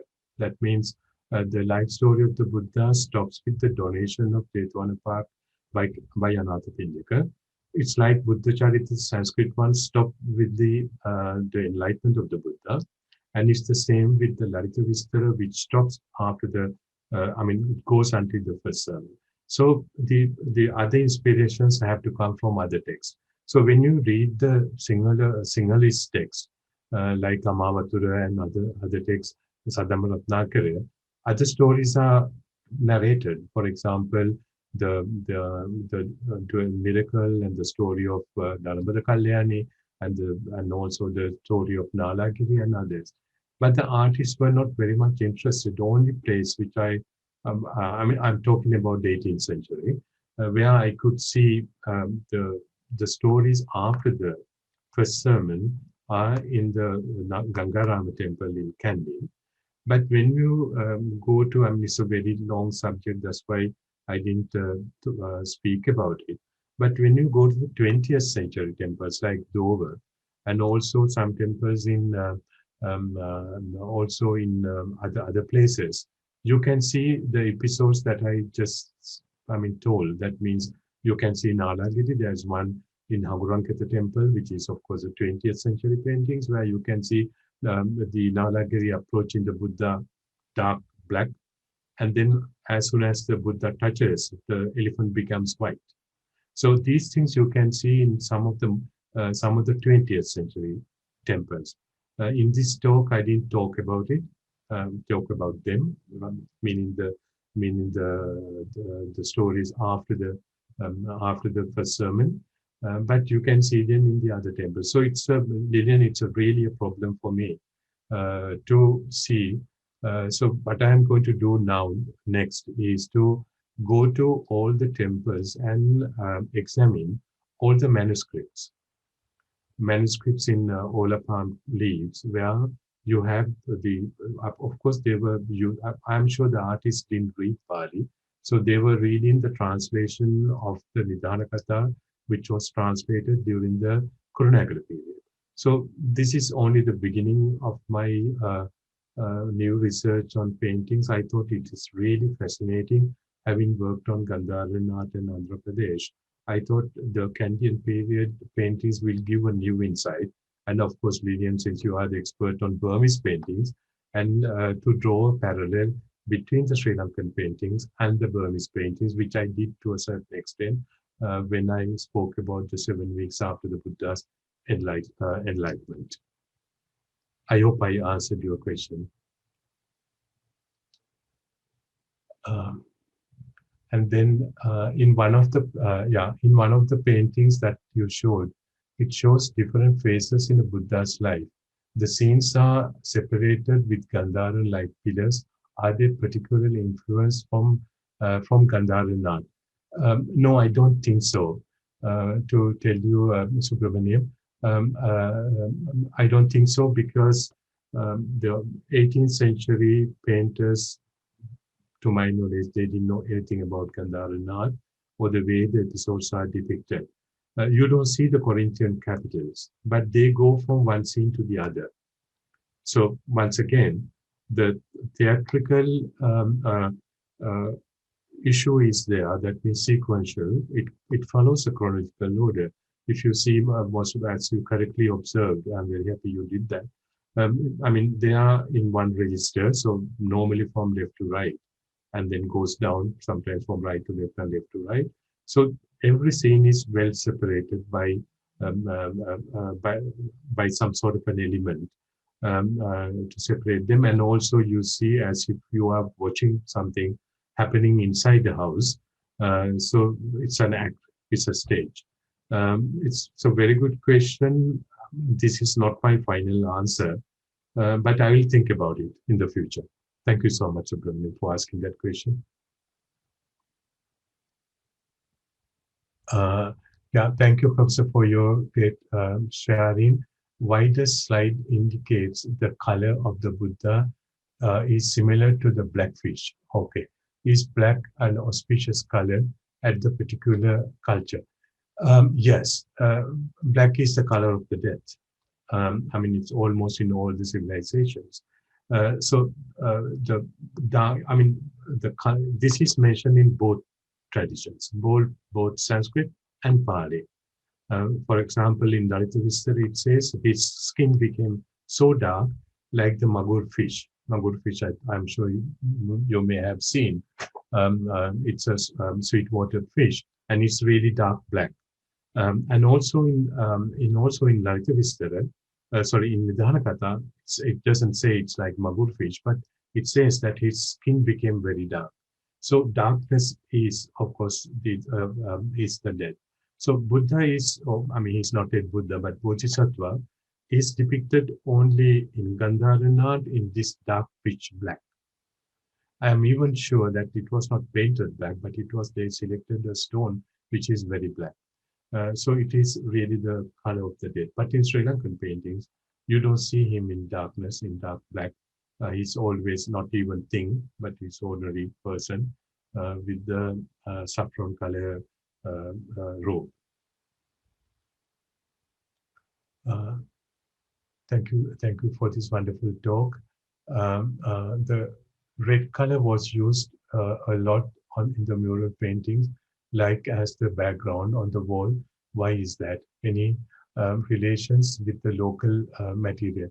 No, as I said, the red color background is there on the paintings of Karnataka, especially in the Hampi region.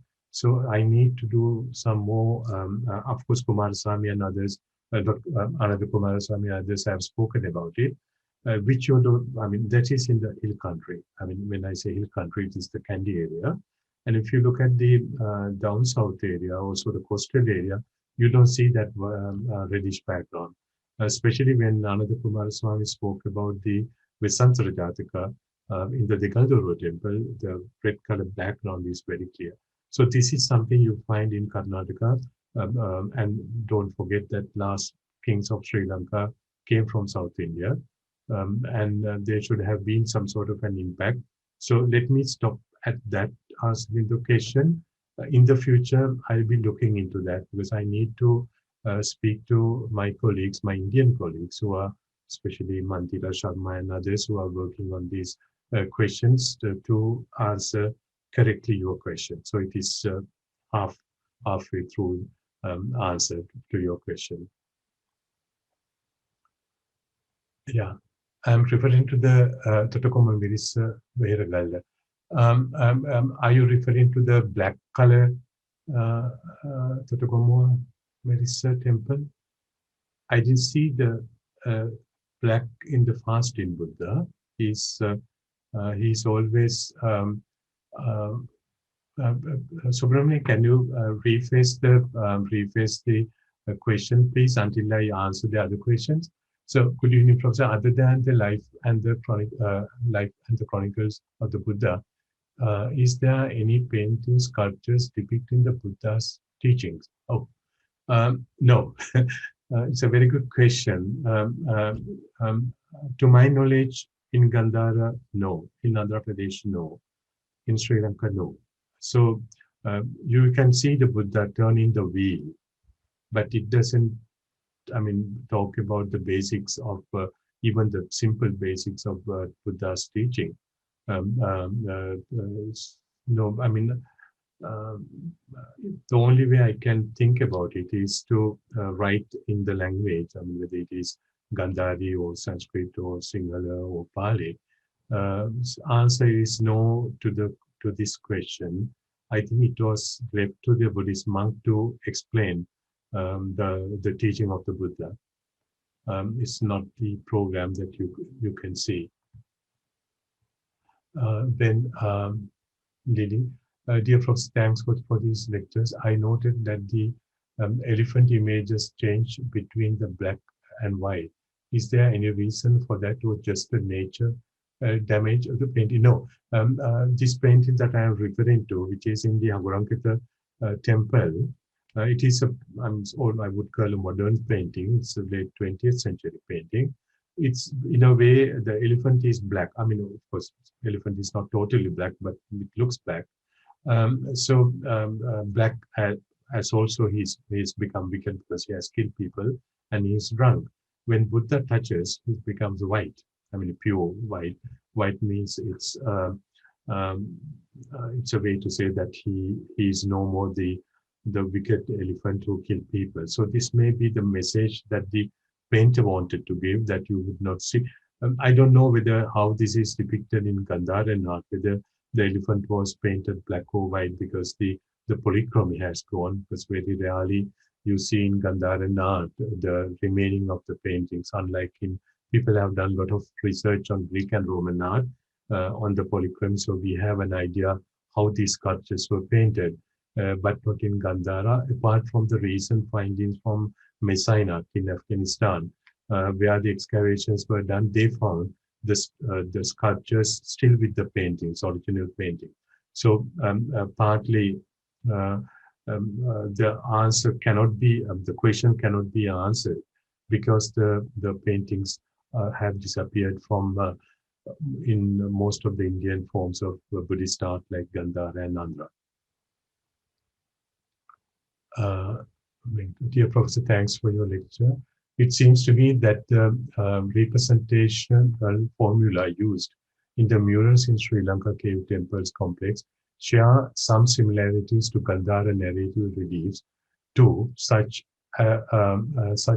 figures are rendered above a horizontal line, a little sense of space and depth, etc. How do you interpret this shared artistic conventions regarded as iconographic scripted? Yes, I understood the question. So, I mean, unfortunately, I didn't have time in both lectures to go to Sanchi.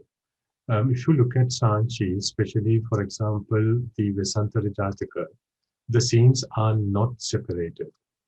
For example, if you have seen the North Torana, middle lentil, it starts with the donation of the elephant, and immediately you have the both prince and the princess were chased away from, and then they entered.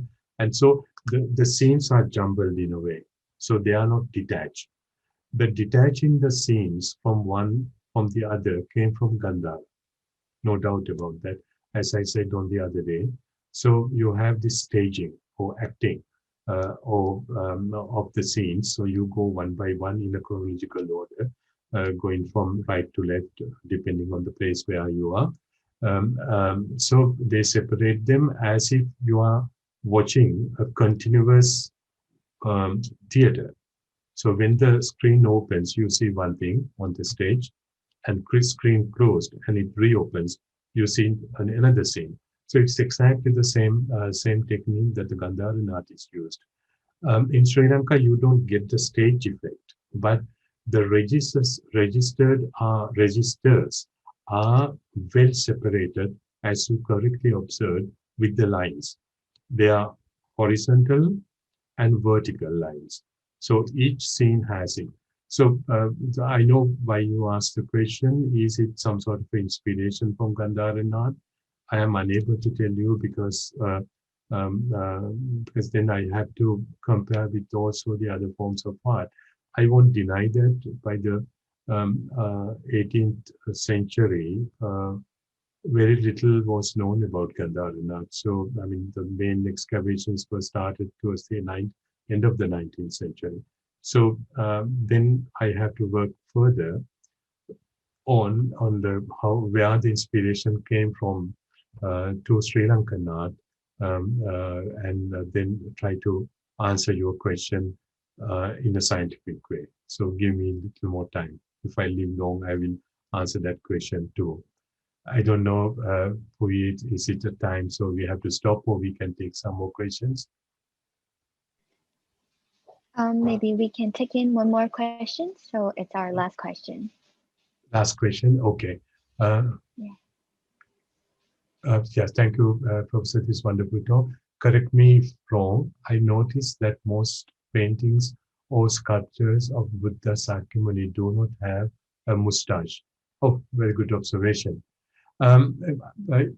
Yes, I mean, even in Gandhara art, the Bodhisattva and the Buddha sometimes has a mustache in Swat Valley, but not in the Peshawar and also Saribalol and other places, quite rare.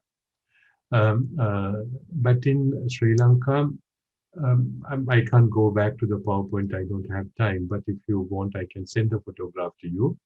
There is one instance in Mathura, Samudagiri Vihara, when the Bodhisattva takes the bath before the renunciation, he has a mustache, right? And when he gets out from the tank or the bath, he has no mustache.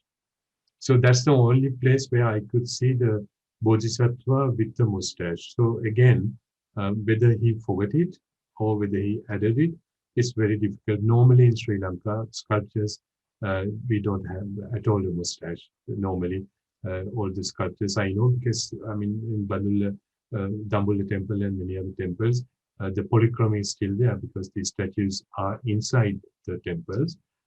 So you can see the polychromy, and you can always see, if you can't see the mustache in relief, you can see in painting. So to my knowledge, there are no sculptures of the Buddha with a mustache in Sri Lanka. And also it's very, very rare in Gandhara art and any other forms of art.